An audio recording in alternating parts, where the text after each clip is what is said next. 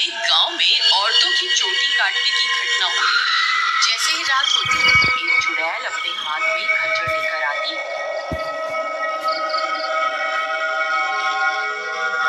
और जो भी औरत उसे सोती हुई मिलती वह चुड़ैल उसकी चोटी काट कर वहां से चली जाती। किसी को ये समझ नहीं आ रहा था कि ऐसा क्यों हो रहा है। अरे भगवान, अपने बालों को छुपा कर रखो। पूरे गांव में चोटी काटने की घटना बढ़ती ही जा रही है। कहीं उस चुड़ैल की नजर तुम्हारे लंबे बालों पे चली गई तो वो तुम्हारी चोटी काट कर ले जाएगी। अजी, आपको घबराने की कोई जरूरत नहीं है। किसी चुड़ैल की इतनी हिम्मत कहाँ कि वो मेरी चोटी को हाथ भी लगा सके। अच्छा, ये बात है। जैसी तुम्हारी मर्जी। मेरा काम था तुम्हें होशियार करना। अगर चोटी कट गई तो फिर मेरे पास रोते हुए मत आना। इतना बोलकर भीमा वहां से चला जाता है। फिर रात होने पर वह चोटी काटने वाली चुड़ैल फिर से गांव में आती है। वह अपने शिकार को इधर उधर ढूंढ रही होती है। तभी उसे घर की खिड़की से एक औरत सोती हुई दिखाई देती है। वह चुड़ैल उस घर में घुस जाती है और उस औरत की चोटी काट लेती है। जैसे ही औरत की चोटी कटती है उसकी नींद खुल जाती है। हे भगवान, ये चुड़ैल अंदर कैसे आ गई? हाय, मेरी चोटी कहाँ गई? अरे मर गई रे, इसने तो मेरी चोटी ही काट ली। तभी वह चुड़ैल उसकी चोटी को लेकर वहां से उड़ जाती है। तभी वह औरत उसका पीछा करती है, लेकिन वह चुड़ैल अंधेरे में कहीं गायब हो जाती है। तभी उसका पति भी उसके पीछे पीछे वहां आ जाता है। क्या हुआ मीना, तुम अचानक इतनी रात को यहाँ क्यों भाग कर आ गई? देखिए ना, इस चुड़ैल ने मेरी चोटी ही काट ली और ना जाने अंधेरे में कहाँ गायब हो गई है। हे भगवान, ये क्या हो गया? तुम तो ठीक हो ना? उसने तुम्हें तो कोई नुकसान नहीं पहुँचाया ना?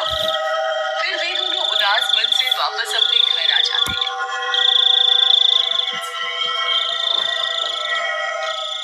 अगले दिन सुबह होने पर मीना की चोटी कटने की बात पूरे गांव में फैल जाती है।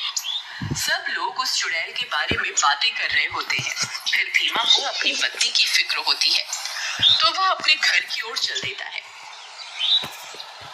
घर पहुंचकर वह अपनी पत्नी के कमरे में जाता है तो देखता है कि उसकी पत्नी अपने बालों को संवार रही होती है। अरे सुमन, तुम्हें पता चला?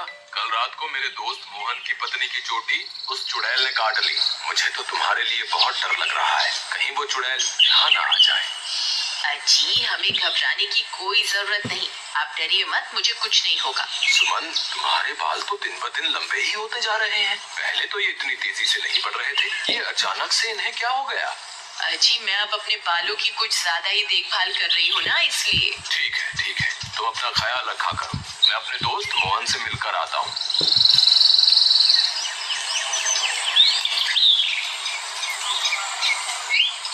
अरे भाई मोहन, तुम कैसे हो? भाभी के बारे में पता चला, सुनकर बहुत दुख हुआ। क्या बताऊं भीमा भाई, जब से मीना की चोटी कटी है उसका तो रो रो कर बुरा हाल है। और बताओ, सुषमा भाभी तो ठीक है ना? अब तुम्हें भाभी का बहुत ज्यादा ख्याल रखना होगा, कहीं चुड़ैल उन्हें अपना अगला शिकार न बना ले। तुम सही कहते हो भाई, मुझे भी बहुत फिक्र हो रही है। ठीक है, अब मैं चलता हूँ। तुम अपना और मीना का ध्यान रखना। फिर इतना बोलकर भीमा वापस अपने घर आ जाता है।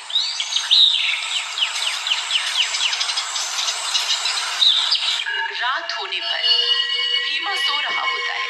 अचानक उसे चीख सुनाई देती। उसकी नींद खुल जाती है। वह इधर उधर देखने लगता है। सुमन कमरे में नहीं होती। वह बहुत डर जाता है। सुमन, कहाँ हो तुम? सुमन, कहाँ हो तुम? अरे, मैं तो लुट गई, बर्बाद हो गई। ये चुड़ैल तो मेरी चोटी काट कर ले गई। हाय, मैं तो लुट गई। अरे, ये किसकी आवाज है? लगता है चुड़ैल ने फिर से किसी औरत पर हमला कर दिया है। मुझे बाहर जाकर देखना होगा। फिर वह भागकर बाहर जाता है और देखता है कि बाहर कुछ गांव वाले खड़े होते हैं। वह उनके पास जाता है। क्या हुआ भाई, ये चीख पुकार कैसे की? क्या हुआ, सब ठीक तो है ना? नहीं भाई, अभी अभी चुड़ैल इस बेचारी की चोटी काटकर अंधेरे में गायब हो गई। हे भगवान, सुमन तुम कहाँ हो? मुझे वापस घर जाना चाहिए। फिर वह वापस अपने घर की ओर दौड़ पड़ता है। जब वो घर पहुंचता है तो देखता है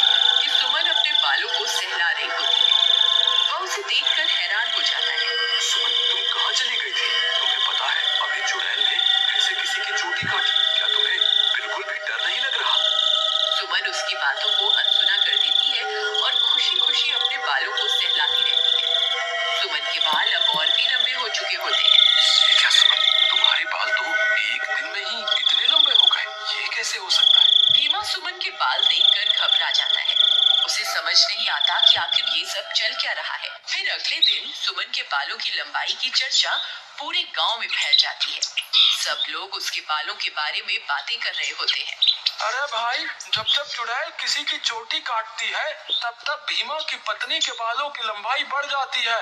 मुझे तो लगता है भीमा की पत्नी ही चोटी काटने वाली चुड़ैल है। भीमा उन सारे गांव वालों की बातें सुन रहा होता है। उसे कुछ समझ नहीं आता कि वह अब क्या करे। फिर वह अपने दोस्त मोहन के पास मदद मांगने जाता है।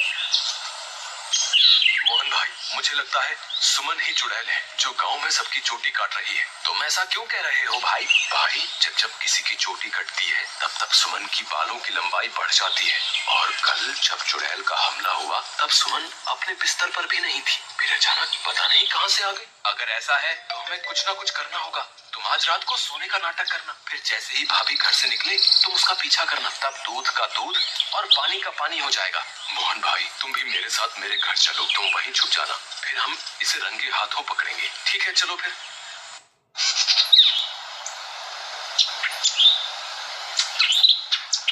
फिर वे दोनों भीमा के घर आ जाते हैं और मोहन अलमारी के पीछे छुप जाता है।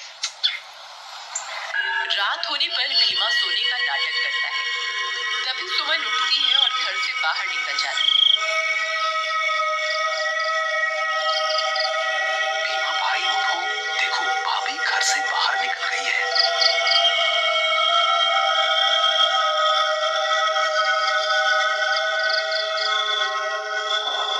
सुमन थोड़ी दूर जाते ही चुड़ैल में बदल जाती है और अपने शिकार की तलाश करने लगती है।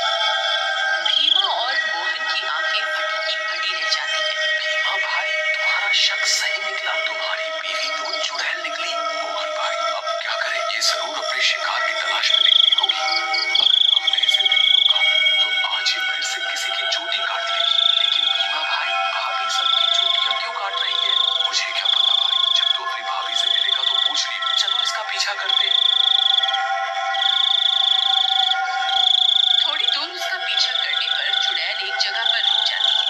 फिर वह इधर उधर अपने शिकार की तलाश करने लगती है। तभी चुड़ैल की नजर एक घर पर पड़ती है और वह उस घर में घुस जाती है। वहां उसे एक औरत सोती हुई दिखाई देती है। भीमा भाई, भाभी तो एक घर में घुस गई, अब क्या करें? अरे बेवकूफ, ये भाभी भाभी क्या लगा रखा है? इस वक्त वो तेरी भाभी नहीं है, वो एक चुड़ैल है। चलो हम भी इसके पीछे चलते हैं। अरे वाह, इसके बाल तो बहुत लंबे हैं। आज इसे ही अपना शिकार बनाऊंगी।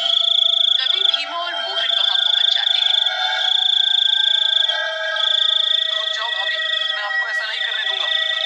ऐ चुड़ैल, वहीं के वहीं रुक जा, नहीं तो तुझे जान से मार देंगे। देखो सुमन, तुम ये ठीक नहीं कर रही हो, तुम्हें अभी के अभी ये सब रोकना होगा।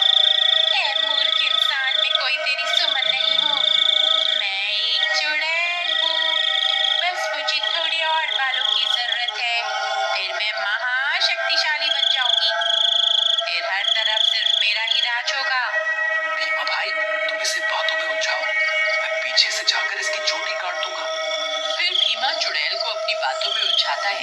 तभी मोहन चुपके से चुड़ैल के पीछे पहुंच जाता है और उसकी चोटी काट देता है। अरे मर गई रे, ये तूने क्या कर दिया? मेरे सारे किराए पर पानी फेर दिया। चोटी कटते ही चुड़ैल की सारी शक्तियां खत्म हो जाती हैं और सुमन चुड़ैल के चंगुल से आजाद हो जाती है। अरे भाभी, आप वापस आ गई। मोहन भैया, आपका बहुत बहुत धन्यवाद। आपकी वजह से मुझे इस चुड़ैल से मुक्ति मिल गई। भीमा भी अपनी पत्नी को वापस पा